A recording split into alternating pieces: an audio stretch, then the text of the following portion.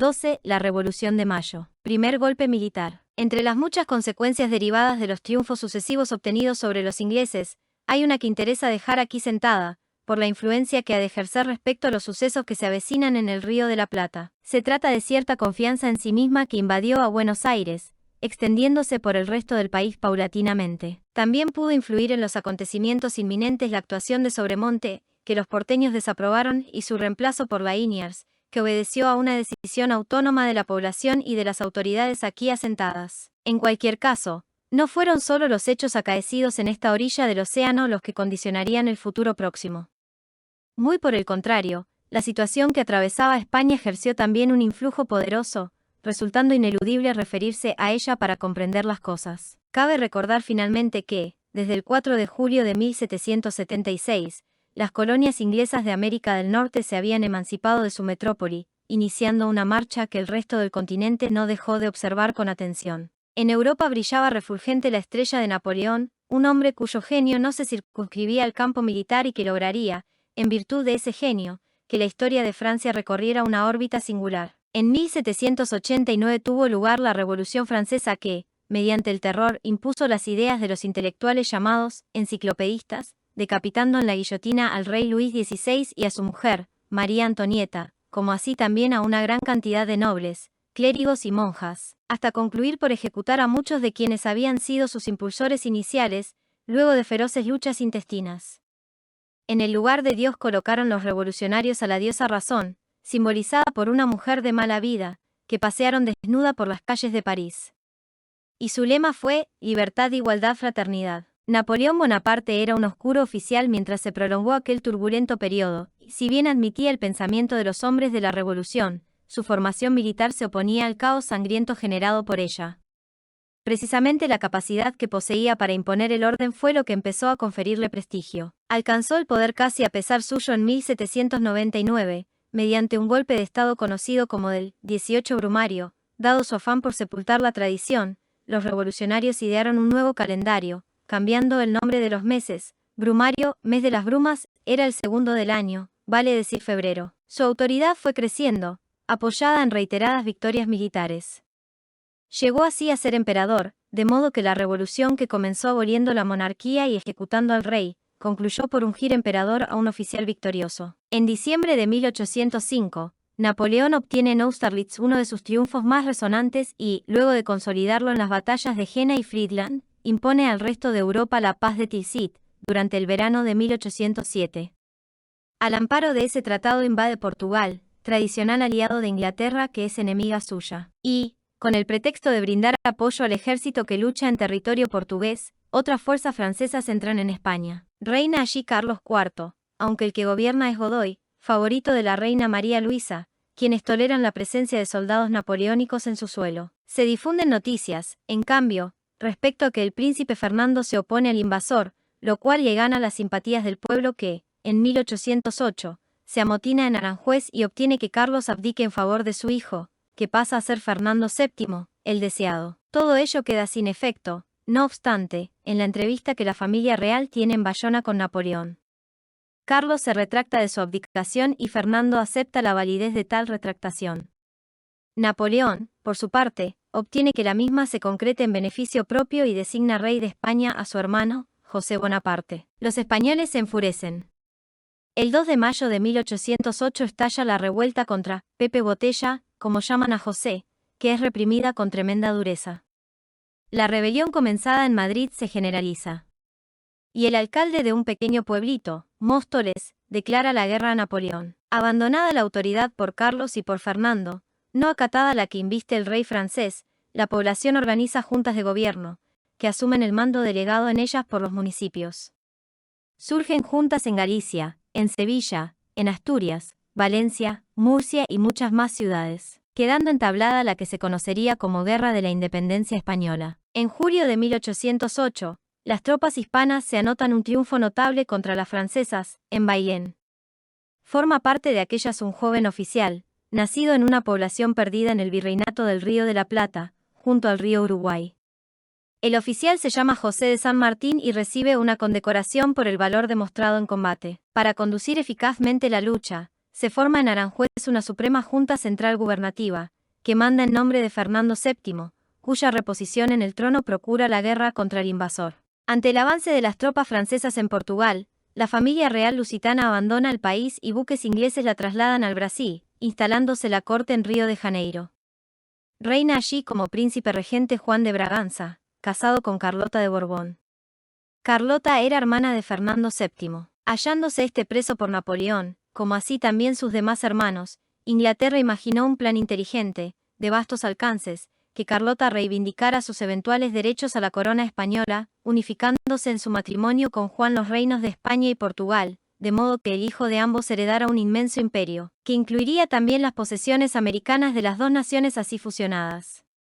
Ello, desde luego, se realizaría sobre el supuesto de que los titulares del nuevo imperio resultarían tan dóciles a la influencia británica como lo fueran los monarcas portugueses, garantizando la libre circulación en sus dominios de las mercaderías manufacturadas en Gran Bretaña. Este plan dio origen al llamado carlotismo, que ejercería prolongado influjo en el Río de la Plata, adhiriendo a muchas importantes figuras, por convicción o por interés. Aunque las noticias referidas a la situación europea llegaban a Buenos Aires con retraso y a veces distorsionadas, la guerra emprendida por los españoles contra Napoleón encendió aquí los ánimos.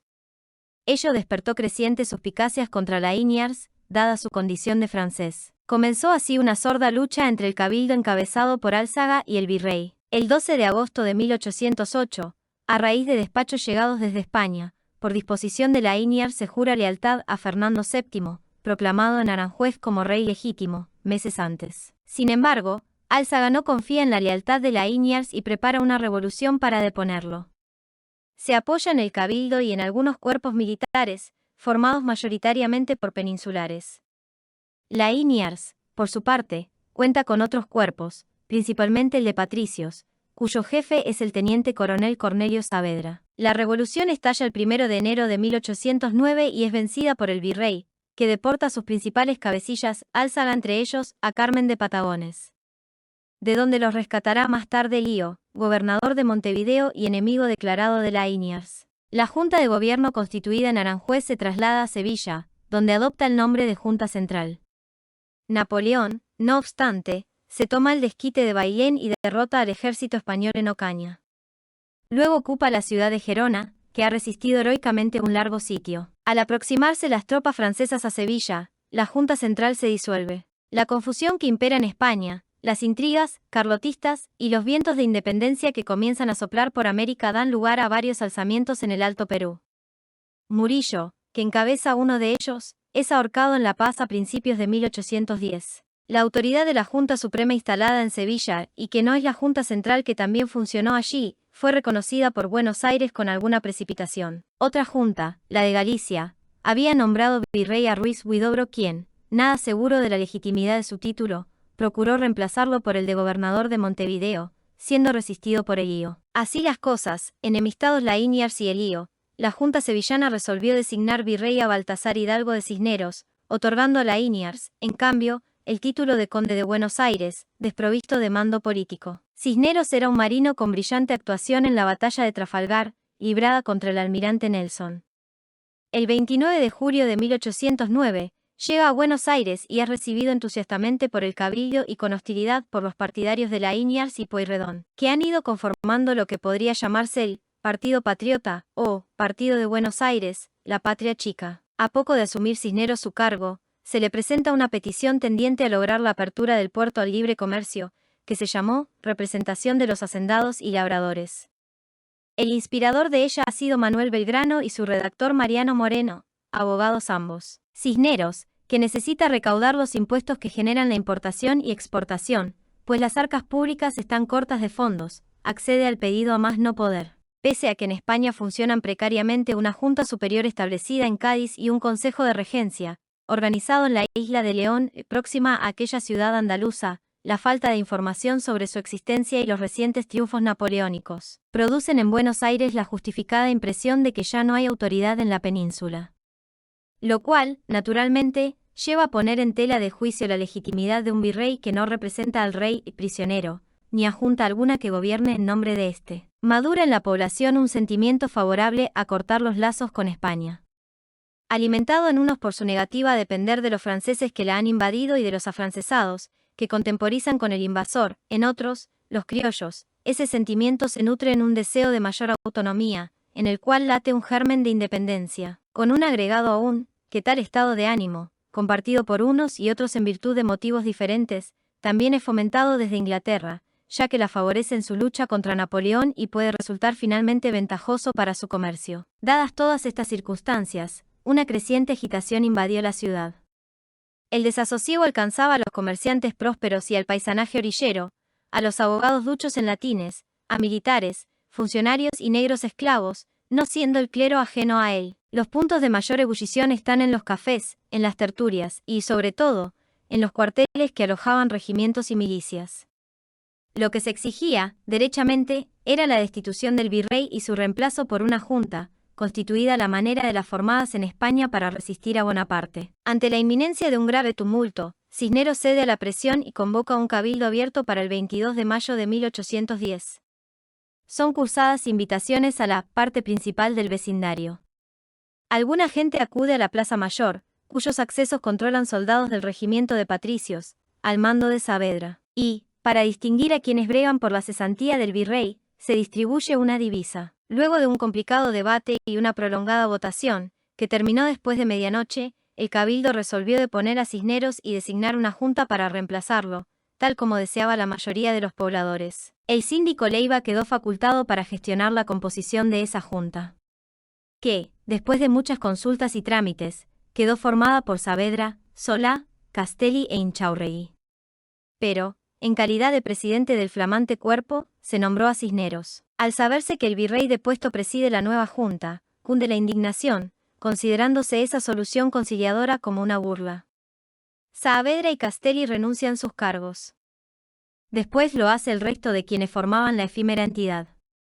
Y se convoca nuevamente el cabildo para el día 25. Durante la noche previa, nadie duerme en el cuartel de patricios, desde donde llegan voces airadas y ruido de armas. Tal como lo han reiterado los textos escolares, la mañana del 25 de mayo amaneció fría y lluviosa.